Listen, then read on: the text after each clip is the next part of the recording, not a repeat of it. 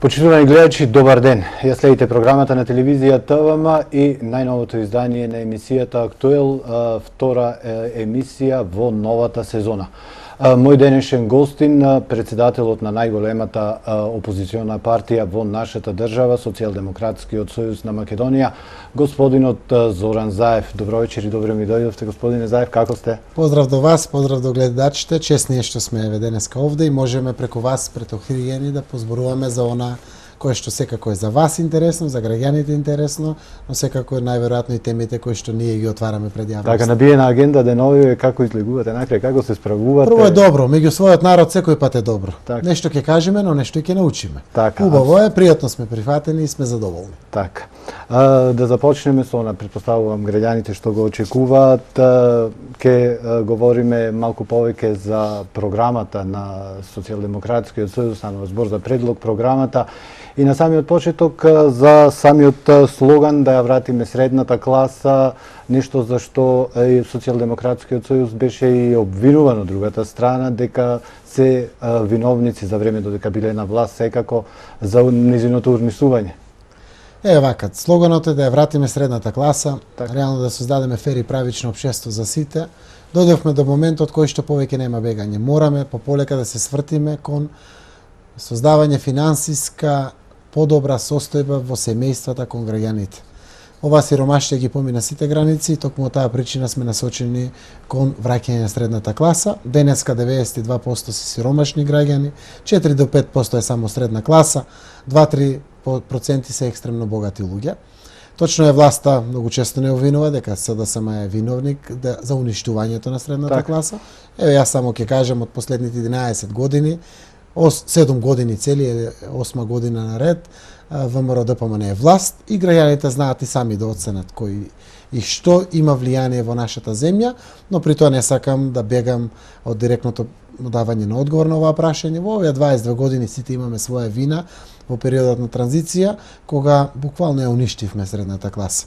И веќе нашата земја дојде до прагот, до црвената линија, од кога нема како поинако, освен да ја враќаме таа средна класа, оти ако таа е присутна, ќе има и полночин на буџет, ќе ја биде и државата, и стопанството, тоа е потрошувачкиот капацитет, тоа е двигателот на развојот на секоја земја, така и кај нас. Кога зборуваме за столбовите на самата предлог програма, локален економски развој, еден од главните, да кажам, инфраструктурно уредување на тие индустријски зони и секако мерките за полесно отварање на бизниси. Првиот столб. Темелите на оваа програма преку 70 до 75% се економски. Зошто? Времето ни е такво. Сте зависи од подобрената економска состојба или, не дај Боже, влошената економска состојба. Ние тежнееме со намера да ја подобриме таа економска состојба и тука ни е се скоро врзано со економијата. Дори кога зборуваме за демократијата, преку неја гледаме како тоа економски ќе придонесе плюс за благосостојбата на граѓаните на нашата земја. Економските мерки се од инфраструктурни капитални инвестиции, нови работни места, најголем дел насочени овде, задржување на младите да не заминуваат надвор од државата, економски мерки кои што значат даночни политики заради враќање на парите назад кон граѓаните. Генералниот концепт треба со една реченица кажано, има цел да ги врати парите назад кон граѓаните. Таа е смислата на оваа програма. Државата има одличен редистрибутивен механизам на располагање, а тоа е буџетот и програмите, преку сите своји ресори да помогне во враќањето на средната класа. Бруто домашниот производ на нашата земја е 10 милиарди евра, еве буџетот на државата без малку е 3 милиарди евра. Државата може многу да врати назад кон граѓаните. Мерката ДДВ токму тоа го представува, правичниот данок на имот, правичниот данок на доход. Целата ова работа значи да зафатиме повеќе од оние поимотните и да вратиме преку сите механизми на државата кон оние што помагат. Да се создаде еден баланс. Тој баланс кон кој што тежне секој општество, а во нашата земја беше подзаборавен. Знаете, патриотите македонци, патриотите албанци, турци водеа постојано битка за некои права, етнички права, на било кој, албанците, македонците, турците или било кој. Заборавија на овој најважниот баланс. Тоа е социјалниот баланс во општеството. Сите овие останати граѓани, освен најбогатите, се мнозинството граѓани и македонци, и албанци, и турци, сите се во 92% сиромашни граѓани и токму преку ваквите економски мерки има за цел да ги стабилизира финансиските семејни буџети на секое семејство, не бирајќи при тоа секако етничка заедница или верска определба или политичка припадност или слично.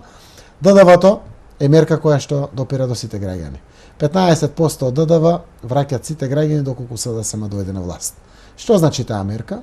Мерката значи дека она ДДВ кој што сите секојдневно го плаќаме, на сметките за струја, за вода, за телефон, на прехранбените продукти, на облеката која што ја носиме, на пазарувањето за дома, фрижидер, шпоред, нешто да доградите, да купите објект, кола, велосипед за детето, секаде има ДДВ. Од тоа ДДВ 15% ние предлагаме да се враќа назад кон граѓаните. Тоа се некои 130 милиони евра годишно пари, кои што многу ќе помогнат во стабилизацијата економска на нашето општество, но при тоа се мал дел од вкупниот приход на ДДВ за државата. Плюс тоа остане. Остануваат, сега државата собира 45 милиарди денари.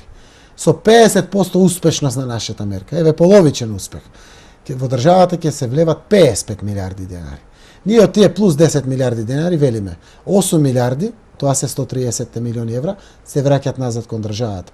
За државата сепак плюс 2 милиарди денари или 30 милиони евра остануваат повеќе пари. Тоа е можно денеска заради тоа што живееме во време на криза, каде што даночната евазија е поголема од 35%, не се плаќа 35%, се крие данокот на дадена вредност, а во таков случај граѓаните заинтересирани за повраток дома за плюс пари би биле инспектори за секој. Тоа значи повеќе нема потреба од казни на фирмите, секој граѓанин инспектор, загрижен за враќањето на своите пари. Ефектите од оваа мерка се уште поголеми заради тоа што ќе ги снема црните пари. Кога морате со документ да продавате сите, во синџирот од малопродажба до трговец на големо, до производител, веќе нема црни пари, сите со документ. Ако нема црни пари, нема пријавување на црно на работници. Мора да бидат сите пријавени во таков случај, оти нема друга алтернатива менеджментот на фирмата или газдата. Мора да ги пријави, за нив да плати придонеси, здравствени, пензиски, персонален данок, тоа што е придонесот од невработеност и слично, плюс повеќе пари влегуваат во буџетот на државата, кои што сите заедно може да се искористат за стабилизирање на најсиромашниот слој во државата, да го подигнат квалитетот на живот на најсиромашните граѓани. Така. Инфраструктура и енергетика исто така, еден од столбовите со тој проект за гасификација.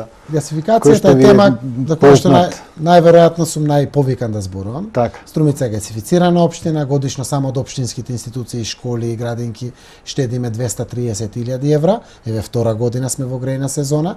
Таму се веќе 45 куќи приклучени на гасоводниот систем и се греат ова година на газ. Тоа се првите куќи во Македонија. Едно просечно домаќинство колкав бенефит ќе има? Меѓу 50 и 60% има заштеди. Так. Ако троши 500 евра за грејење, ќе троши 250 евра. Зборуваме на годишно ниво. На годишно ниво. На грејна сезона. На грејна сезона, тоа се 5,5-6 месеци, зависи од зимата колку е долга. Ако имаме домаќинства кои што трошат по 5000 евра нафта, се греат. Со нафта, нафтата е многу поподатлива. Тука во Охрид со туризмот ние имаме трошоци за и на нафта, меѓутоа и преку целата година и во летниот период посебно исто. Гасот се користи за ладење, гасот се користи за бойлерите, за топла вода и за слично. Значи огромен енергенс. Ефикасноста не ја толкува многу заради тоа што цел свет е на газ. Секаде, цела западна Европа е на природен газ. Треба да го има Македонија многу побрзо, зашто овие заштеди исто така се потрошувачки капацитет. Ќе се употребат парите за други точки на развојот, за нова двигателна сила на општеството и слично. И од тој дел, реално гасификацијата само еден од инфраструктурните проекти.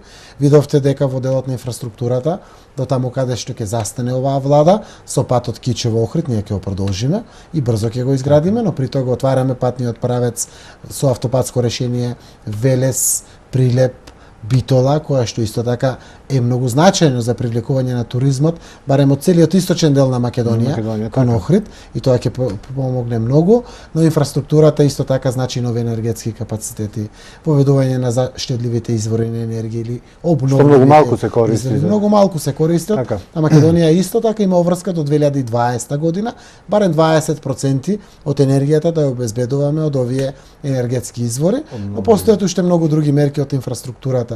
Проектот Македонија без скал, например, кој што ни е зацртан во програмата, значи да не остане повеќе ни джеп, не улица, која што нема да биде асфалтирана во градовите или во селата, заради тоа што во 21 век... уште во градовите за жал имаме. Има во селата тоа е уште повеќе присутно, без асфалт, во 21 век, втора деценија веќе живееме во 21 век, не смее да остане Македонија без скал. Мислам, мора да биде без скал. Третиот столб понуда на конкретни проекти за подобрување на животот на граѓаните, на што се мисли тука? Овде се работи за сет на мерки од социјалната природа, и поврзани исто така со економијата. Тоа се пензиите, тоа се социјалните придонеси, односно социјалните примања на примателите на социјална помош и други мерки од делот на социјалната политика. Би кажал неколку од нив, ако дозволите. Пример, ние сакаме да го вратиме стажот за пензионирање покрај старосната граница за пензионирање. Тоа е враќањето на 35 години за жените, можноста да одат во пензија, и мажите со 40 години покрај староста која што досега го има, со 64 години мажите и 62 години жените да одат во пензија. Тоа е еден нов квалитетив и представува фер и правичен дел на општеството во кое што живееме. Да воведеме државна социјална пензија. Имам доста граѓани, од прилика околу 12.000 во ова наше општество, кои што наполниле 64 години, а немат пензија. Зошто? Те немат минимум 15 години стаж. Ние предлагаме да и тие граѓани зимат пензија. Тоа е 40% од пресечната пензија, значи некој 4600 денари по ваков граѓанин кој што досега не зимал пензија. Истовремено социјалните придонеси да ги зголемиме за 40%, тоа се социјалната помош, која што оди паричниот социјален надоместок, додатокот за него од трето лице или од друго лице, паричната помош која што значи додаток за трето дете, за детскиот додаток, стандардната социјална помош. Тоа што е воведено останува од овие мерки, како за плюс 40% да биде зголемен. Денеска едно петочлено семејство има 2500 денари социјална помош. И сите знаеме дека само за леп овие пари не стигат. За достоинствен живот тоа мора да биде консеквентно на подигањето на средната класа, исто така коригирано. Тоа вкупно државата ќе ја чини за 4 години спроведување на овие мерки, еве мандат на една влада, ќе ја чини некои 27-8 милиони евра, пари колку што вредат 4 споменици во Скопје. Впрочем, еве 33 милиони евра остануваат за државата плюс од повратокот на ДДВ. Други мерки кои што исто така ги нудиме се правичниот данок, многу важен дел. Денеска без разлика дали некој зима 100.000 денари плата или 10.000 денари плата, плаќа 10% персонален данок на доход. Ние мислиме дека тоа не е фер и не е правично и треба рамноправно секој согласно доходот да плаќа и персонален данок на доход. Така да нашиот предлог е секој граѓанин кој што има вкупен приход до 1000 евра месечно да плаќа 9%. Досега сите плаќаа 10%. Сите што ќе има до 1000 евра да плаќа 9%, тие што зимат над 1000 евра, за делот над 1000 евра да плаќат 18%. Пример, ако некој зима 1500 евра плата, за 1000 евра ќе плаќа 9%, за 500 евра ќе плати 18%. Денеска во државата имаме луѓе што зимат и 20.000 евра плата. И не е фер, и тој 10%, и текстилниот работник 10%, или не знам, келнерот во било кој хотел, 11-12.000 плата и тој 10%. Не е фер. Тоа ќе овозможи за државата годишно дополнително некои 10 милиони евра плюс приход, кои што може да се употребат за помагање на социјално најзагрозените граѓани. Да се враќаме на почетокот. Так, на почетокот така. Средната класа. Цело време е се поврзано за средната класа. Така. Периодов кој што е зад нас, овие неколку дена посебно се интензивираат активностите, одржувате трибини, директни средби со граѓаните, промовирате некои од мерките на програмата. Ќе ни кажете накратко само за што станува збор економските, од економските некои начнавме, за демократските. Ќе кажам и еден дел за економските, многу важно за младите. Предизвика многу силно внимание. Годишно државата ќе финансира со по 10.000 евра 320 бизнис идеи на млади луѓе. А за тој инкубатор на мозоци. Да, инкубатори. Така. Бизнис инкубатори Така. се отварат во 8 статистички региони по 2, вкупно 16, генерира 320 идеи. По 20 од инкубатор. Што значи тоа? Државата по 10.000 евра ќе даде неповратни пари за да стартуваат со бизнис млади луѓе.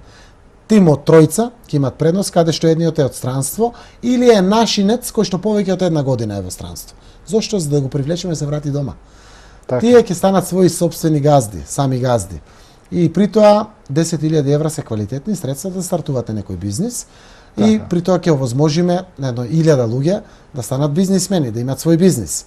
Тие мора да вработат некој за овие бизниси. Апсолутно. Генерално во просек тоа обезбедува 5000 нови работни места пред се за млади луѓе.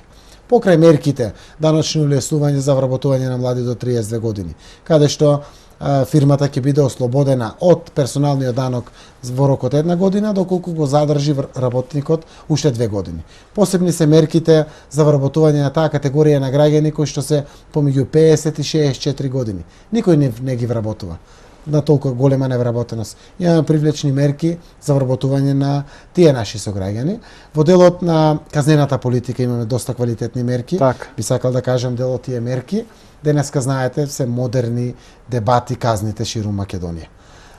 Денеска имате на секаде затворени дуќани, пломбирани на 15 дена и казните се обично 3250 Каде се опомените? евра.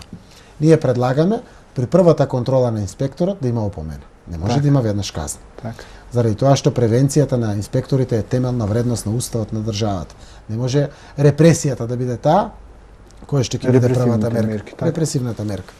Така да при првата контрола на инспекторот дава опомене, втор пат се случи контролата, не е одстранен недостатокот или пропустот, тогаш има казна.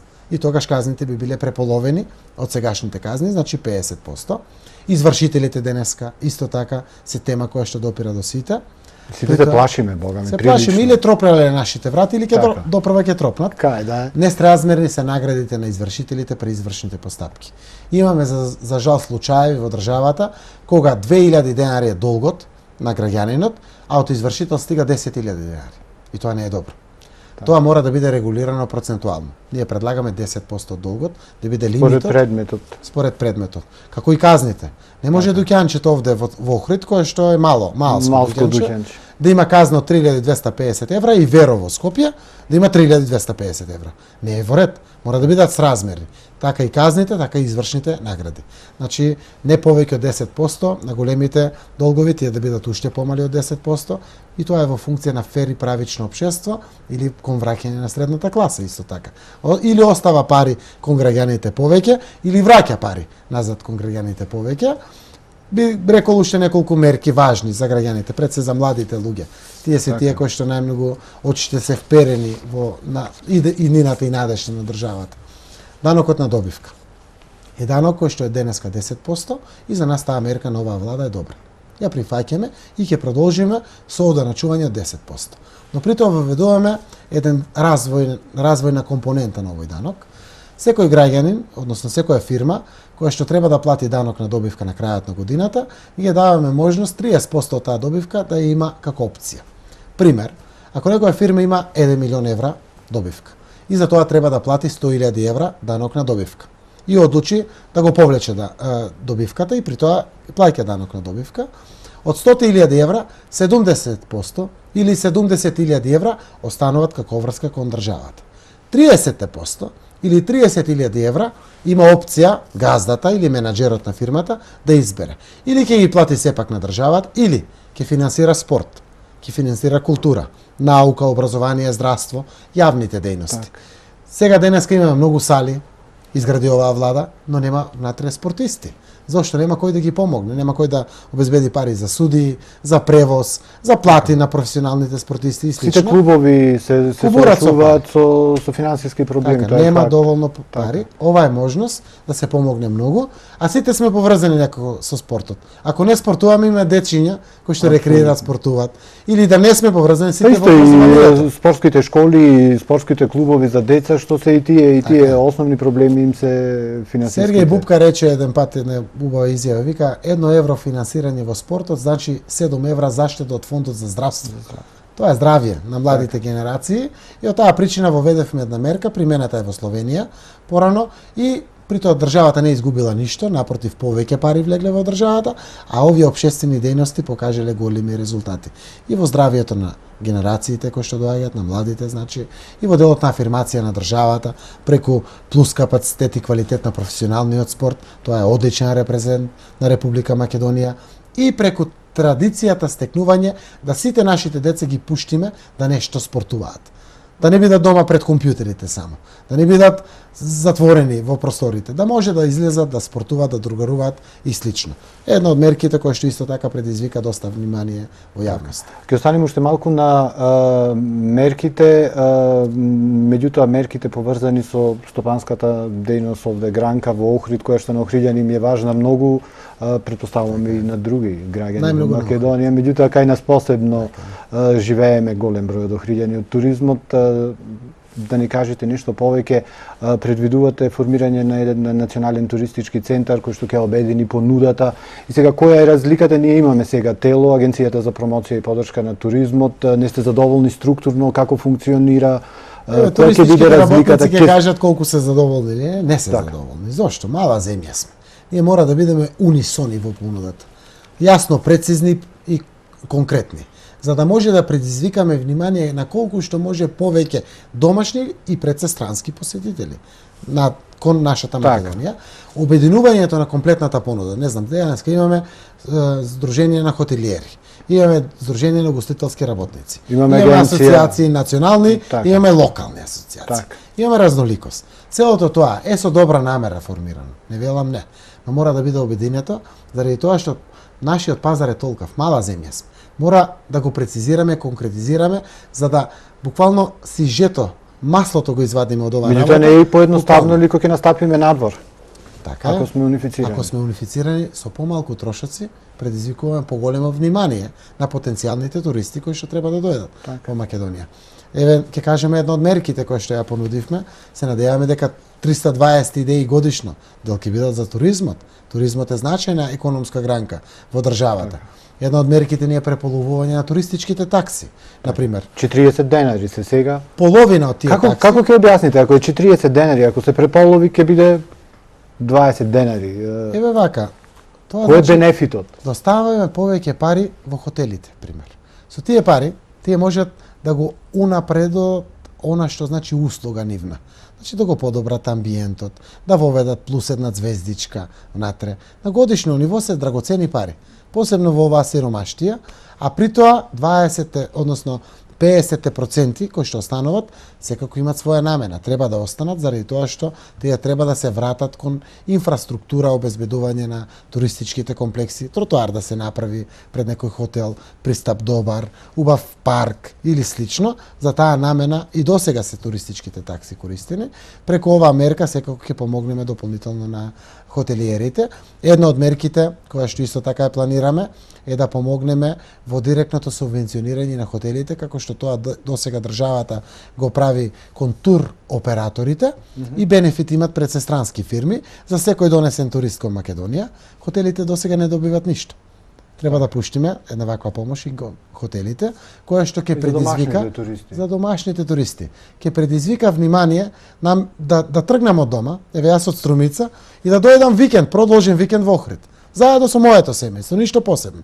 Правам туристички промет, се одржуваат хотелите, секако во овие тапа периоди, на пример зимскиот период за Охрид, или не знам летните периоди за Шапка или Крушево, да ги избалансираме, ќе предизвика дополнително внимание која знаат граѓаните наши, имат стимулација од државата да го конзумираат туризмот, да бидат присутни насекаде. Постоја доста мерки од туризмот. Ова ме интересира посебно единствениот тарифник на туристички услуги.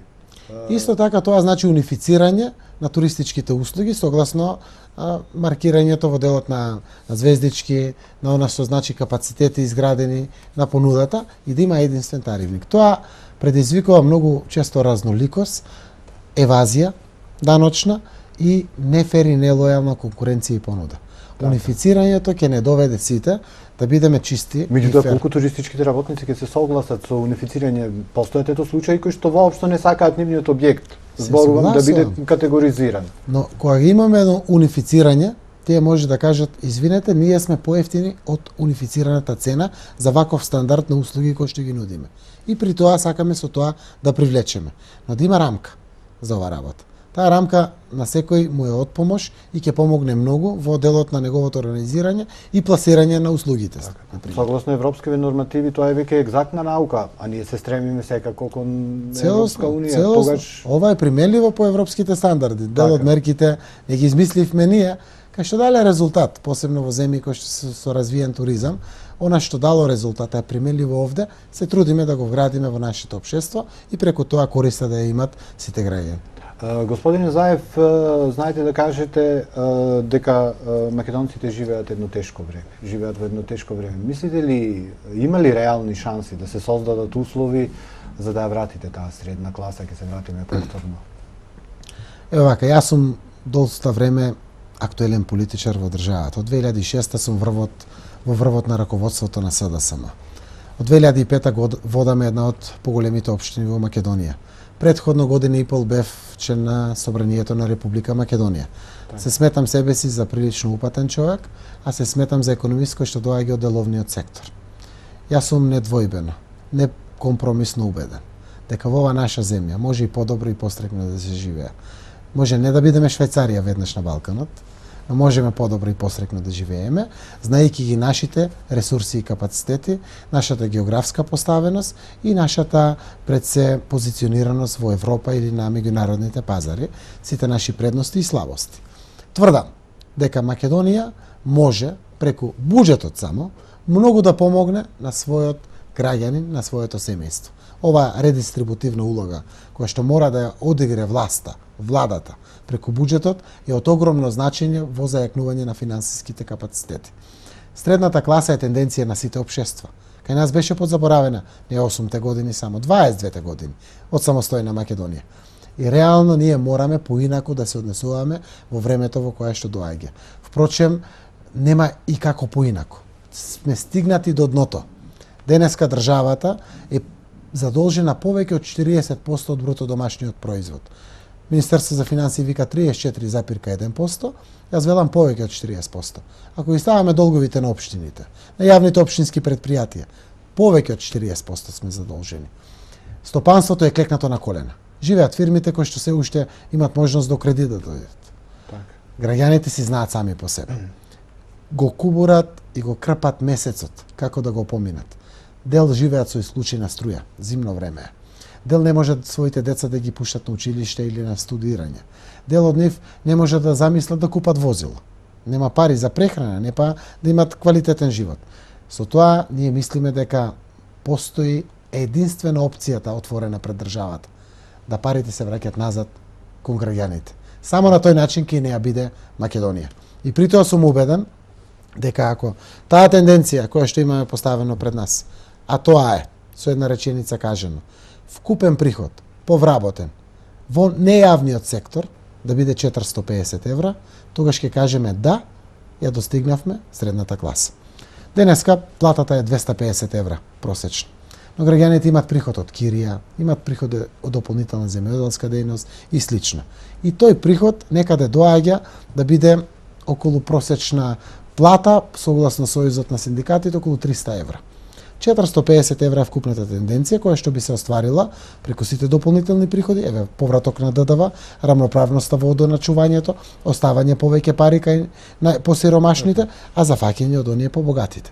Тој баланс, ако успееме да го стигнеме, да преку 80% барем бидат со приход повработен во нејавен сектор од 450 евра, тогаш можеме да кажеме дека за Македонија специфично сме стигнале средна класа. Во Словенија тоа е 1200 евра. Не знам, во Бугарија е 550 евра. Денеска за Македонија 450 евра. Од каде тргнуваме? 30.000 денари е, согласно синдикатите, потрошувачката кошничка на едно 4-члено семејство, од каде што двајцата се возрастни. Тоа значи 500 евра е трошокот на едно семејство месечно. Со 450 евра повработен, значи имаме 900 евра дополнително пари, кои што би биле приход на едно семејство. Таа разлика од 400 евра, што значи сама по себе потврда за средната класа. Ќе имам можност за годишен одмор, барем 10 дена за мене и за моето семејство. Да имам можност да ја поминам грејната сезона без проблеми. Да го студирам моето дете онака како што мислам дека е најдобро за него. Тоа значи минимум овозможување на квалитетен живот на една средна класа. Така се дефинира финансиски средната класа. И тогаш Европската унија и не делува така далеко. Знаете, Европа ќе не прими тогаш кога ќе видиме барем приближно економски до нив. До тогаш не примат. Зошто? Заради тоа што никој не сака да постојано подјадуваш од него, туку да дадеш и придонес понекогаш кон него. Затоа се овие сите критериуми кои што ни се наметнати, па посебно поглавјата. Дај Боже да добиеме датум за преговори, кога ќе ги отвориме поглавјата внатре, ќе видиме дека сите имат цел економски да ја зајакнат Македонија. Зошто? Дури тогаш опке те пуштат внатре. Кога ќе бидеш приближно до нив. Се врти околу економијата и се враќа тука. Се економијата. Денеска викат тоа што не бива со пари, бива со повеќе пари. Так. Денеска ако имаш пари, можеш да решиш се, но реално квалитетот на животот е многу други вредности, не е се во парите. Но парите се добре дојдени во секое семејство да се решат барем голем дел од проблемите. Така. За некои од мерките на ова предлог програма, вие велите, тврдите ето дека се остварливи, од позицијата од власта велат дека не се остварли. За некои дури тврдат дека веќе се и во фаза на остварување, што ќе кажете? Но... Дај Боже да ги фати владата сите да ги оствари. Ќе понудиме нови. Так. Нова битка на нови економски идеи и проекти ќе отвориме. Немаме проблем со таа работа. Впрочем, избори се 2015 парламентарни, еве ние нудиме програма како опозиција. Ние сакаме да знаат граѓаните што алтернатива имат. И тоа го нудиме за граѓаните, не за власт. Власта може да дојде овде, меѓу вас и мене, и да седне да дебатира. Директно. Не само вие да ме прашате, ме праша и Груевски. Директно за деталите од било која мерка. Ама да можем јас него да го прашам за одредени работи. Тоа е добро за демократијата. Прво, сите овие мерки спроведени на купче, со половичен успех. Со половичен успех, значи дел од мерките носат плюс пари во буџетот, дел црпат пари од буџетот. Сите заедно чинат 63 милиони евра. 63 милиони евра се една третина од парите кои што се трошат за споменици во Скопје 2014. Еве дали има пари или не има пари. Посебно овие пари се пуштат кон граѓаните. Што прават граѓаните кога ќе добијат пари? Си платат сметките, даноците, дури и да ги заштедат година, 2-3. Ќе ги инвестират во собичка, 2 на децата кои што пораснале па мора да се омажат, оженат и слично. Парите се движат. Парите кога се кон граѓаните пуштени, нема зијан од нив. Кога плаќаме сметките, има ДДВ, има даноци еден куп. Пак се враќат еден куп од овие пари назад кон државата. Веруваме во политика која што ако граѓаните имат пари, ќе не биде и државата. Токму, еве, 63 милиони евра ќе ја чинат Република Македонија, доколку СДСМ дојде на власт и ги имплементира сите овие средства. Сите овие средства. Но при тоа, дел од мерките како што враќаат пари, пример ДДВ-то, носи 32,5 милиони евра повеќе пари во буџетот. Покрај тие 130 милиони евра. Персоналниот данок носи повеќе пари. Данокот на имот ќе донесе повеќе пари во општините. Тоа значи приход на вкупните буџети на државата. И тоа, истовремено, ако го алоцираме дополнително кај најранливата категорија граѓани, кај социјално најзагрозените, најобесправените, најсиромашните, тоа секако ќе придонесе кон квалитетот на животот. Јас ви тврдам дека денеска нема со душа човек кој што е богат, а живее стрекно, гледајќи сите околу него како се нестрекни.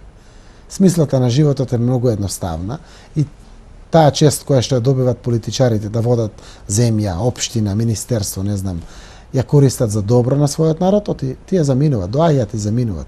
Оставиле нешто добро за својот народ или не? Зависи по што ќе ги памтат. Так. Верувам дека ние немаме ништо друго како алтернатива освен ова, да ги вратиме парите назад кон граѓаните. Јас сум убеден во ова работа и знам дека ќе даде резултат. Така.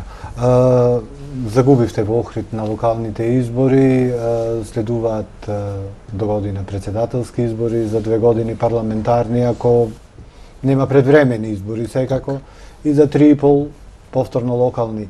Завршивте, со овие избори завршија, претпоставувам дека работата е во тек се подготвувате за... Секој пат. Политичарите веднаш после изборите почнуваат во подготовка на наредни избори. Так. Тоа е така. Сега новината кај нас е тоа што сакаме малку поинако тоа да го направиме. да отвориме надпреварни идеи на проекти, на економски теми. Не да биде гола критика само. Денеска бе во Охрид и пуштив порак како председател на најголемата опозициона партија до мојот, условно кажано, политички противник ВМРО-ДПМН. Така. Да се испорача помош на Охрид. Еве, ВМРО-ДПМН има честа сега да го води Охрид. ВМРО-ДПМН ја води и државата. Сега не се работи за политика. Јас како опозиционер велам, ало Владо, помогнете му на Охрид. Ќе помогнете на Бакрачевски, да, но помагате на Охриѓани. И знаете како Охрид не е само на Охриѓани. Охрид е и мој, како струмичанец. Охрид е на сите граѓани. Так. Тоа е нашето национално богатство. Тоа е заштитено од УНЕСКО. Тоа е светско богатство. Ние мораме да му помогнеме на Охрид. Сите. Тоа е едно од прашањата за кое што опозиција и позиција треба да седнат и да го решат заедно. Како што ни викат граѓаните, абе седнете некој пат за некои прашања, па заедно ги решете. Аман во овие политички борби. Што мислите дека на Охрид му треба, подитно? Подитно 10,5 милиони евра владата да пушти на Бакрачевски. Да си плати долговите да ја одблокира општината. Зошто? Колекторот. Колекторот е заштита на Охридското езеро. Тоа е заштита и за мене, кога се капам во езерото. Так. Не само на Охриѓани. И при тоа, 7 милиони евра уште поранешниот градоначалник Пашата има долг створено. Зошто ти државата не го презела долго, го оставила на општината. Знам Аце Петревски го доправи колекторот кај Пештани. Многу значаен дел од Охридското езеро. 1,5 милион евра трошеше пари. Кога беа поплавите пред 3-4 години, санираа дел од колекторот за 1 милион евра. Имаме дополнително доградба на колекторот на други делови од 1 милион евра. Сите заедно се 10,5 милиони евра. Значи не на Заев да ги пушти Груевски парите, на Бакрачевски, да му помогне на Охрид, да го олет. Па така јас би имал подобра фер шанса како градоначалник на Струмица да се надпреварувам со градоначалникот на Охрид. Тоа ќе донесе квалитет и за Охриѓани и за струмичани. Треба да му се помогне. Затоа денеска ја пуштивме оваа порака од наша страна, презентирајќи ги мерките од децентрализацијата на власта од нашата политичка програма. Така. И за самиот крај на емисијата, трет мандат сте градоначалник на Струмица, така? Така. Сега сте председател на најголемата опозициона партија. Како балансирате? Имате ли воопшто време за себе, за семејството? Татко ми беше магазинер во ЗИК Струмица, па и јас не го видов. Така да во овие години нормално најверојатно да се работи. И таксистот вози по 15 часа и тој не го гледа своето дете. А јас замислете имам чест да водам голема политичка партија со аспирации да бидам прв човек во влада во идни. Така да овде нема право на жалење или кукање. Так. Општината 9-та година ја водам, реално да чупниш добро тера, има силен финансиски капацитет, трошам секој сабајле од 1 до 2 часа време овде, каде што добивам извештај од претходниот ден и давам задачи за наредниот ден. Се потпишуваат сите неопходни документи, да не И за веќе рутина станува тоа. Станува рутина. После тоа сум по Македонија. На секаде тргнат, еве денеска во Охрид, вчера бе во Сопиште, утре сум во Кочани и така натаму и така натаму. При тоа сум посветен на она во која што верувам, дека во Струмица докажав, изградив инфраструктура, решени се комуналните проблеми, нема горливи прашања, но нема среќа сепак. Економијата е предизвикот кој што мора да биде предизвикот на политичарите и се втурнав заедно со мојата политичка партија да покажам пред сите дека економската состојба може да биде подобра во нашата земја, па каква и да е криза, прогрес или не знам пат на економскиот сегмент на општественото живење, се стига. Секако го сакам тоа што го работам, неуморно верувам во идеите, еве во овие предлози, во можноста дека во нашата земја може подобро да се живее, тоа ме води најверојатно и при тоа луѓето велат зарем не се уморуваш, велам не допрва се загреевам, зошто? Заради тоа што ако даде Господ да ја добиеме честа да ја водиме државата, допрва ќе почнат проблемите со сите овие долгови и проблеми кои што постојат во општеството, но тоа е патот. Нема кој друг пат и неуморно мораме сите да имаме надеж и да веруваме кон подобра иднина на нашата земја. Постдипломските ќе почекаат или нивке им го најдете селото? Остаем бај се. Сега да одам на постдипломски ќе ми пишат позитивни оценки. Така? Не е смислата тоа. Так. Јас ги замрзнав моите постдипломски студии кога станав пратеник 2002. Значи 2001 се запишав на постдипломски студии, положив 6 испити од 9-та, остана уште 3. Еве до ден денес уште 3. Така. Господине Заев, ви благодарам за присуството во Актуел. Се надевам дека ќе се видиме во некоја наредна прилика и ќе проговориме и за некои попозитивни и други теми. Така. Ова е позитивни теми за кои што зборуваме. Так. Понуда денеска има за граѓаните кои што ќе изберат. Ни правите голема чест што ни дадовте да бидеме овде присутни, што ни возможивте секако да зборуваме пред гледачите на ТВМ, а секако и пред ухригани кои што се од драгоцено значење за нас социјалдемократите. Ви благодарам уште еднаш. Почитувани гледачи, го следевте најновото издание на Актуел. Мој денешен гостин, председателот на Социјалдемократскиот сојуз на Македонија, господинот Зоран Заев. Јас ви посакувам пријатен ден, ви посакувам и пријатна вечер и останете со програмите на телевизијата ТВМ.